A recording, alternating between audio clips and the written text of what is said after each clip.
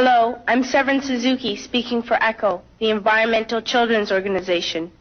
We're a group of 12 and 13-year-olds trying to make a difference. Vanessa Setti, Morgan Geisler, Michelle Quigg, and me.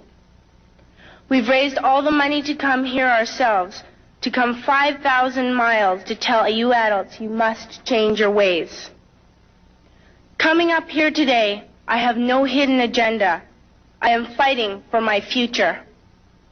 Losing my future is not like losing an election or a few points on the stock market.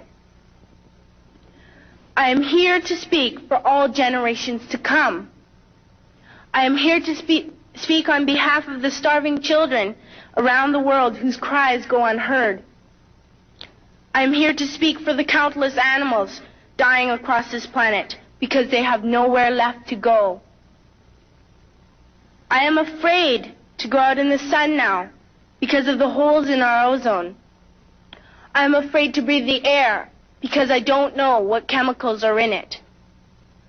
I used to go fishing in Vancouver, my home, with my dad, until just a few years ago we found the fish full of cancers. And now we hear of animals and plants going extinct every day, vanishing forever. In my life, I have dreamt of seeing the great herds of wild animals, jungles and rainforests full of birds and butterflies. But now I wonder if they will even exist for my children to see. Did you have to worry of these things when you were my age? All this is happening before our eyes, and yet we act as if we have all the time we want and all the solutions. I'm only a child, and I don't have all the solutions. I want you to realize, neither do you. You don't know how to fix the holes in our ozone layer. You don't know how to bring the salmon back up in a dead stream. You don't know how to bring back an animal now extinct. And you can't bring back the forest that once grew where there is now a desert.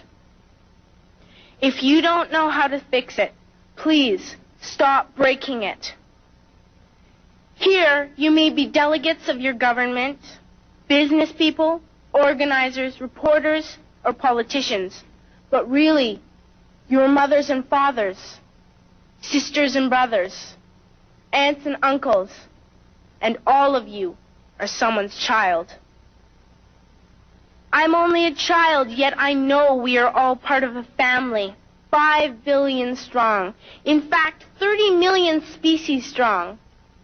And borders and governments will never change that.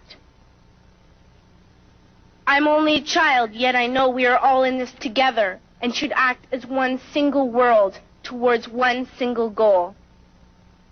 In my anger, I am not blind, and in my fear, I am not afraid of telling the world how I feel. In my country, we make so much waste. We buy and throw away, buy and throw away, buy and throw away, and yet northern countries will not share with the needy. Even when we have more than enough, we are afraid to share. We are afraid to let go of some of our wealth. In Canada, we live the privileged life, with plenty of food, water, and shelter. We have watches, bicycles, computers, and television sets. The list could go on for 2 days. 2 days ago, here in Brazil, we were shocked when we spent time with some children living on the streets. This is what one child told us. I wish I was rich. And if I were, I would give all the street children food, clothes, medicines, shelter, and love and affection. If a child on the streets who has nothing is willing to share, why are we who have everything still so greedy? I can't stop thinking that these are children my own age, that it makes a tremendous difference where you are born. That I could be one of those children living in the favelas of Rio. I could be a child starving in Somalia, or a victim of war in the Middle East, or a beggar in India. I am only a child, yet I know if all the money spent on war was spent on finding environmental answers, ending poverty, and finding treaties, what a wonderful place this earth would be. At school, even in kindergarten, you teach us how to behave in the world. You teach us not to fight with others, to work things out, to respect others, to clean up our mess, not to hurt other creatures, to share, not be greedy. Then why do you go out and do the things you tell us not to do? Do not forget why you are attending these conferences, who you're doing this for. We are your own children. You are deciding what kind of a world we are growing up in. Parents should be able to comfort their children by saying, everything's going to be all right. It's not the end of the world, and we're doing the best we can. But I don't think you can say that to us anymore. Are we even on your list of priorities? My dad always says, you are what you do, not what you say. Well, what you do makes me cry at night.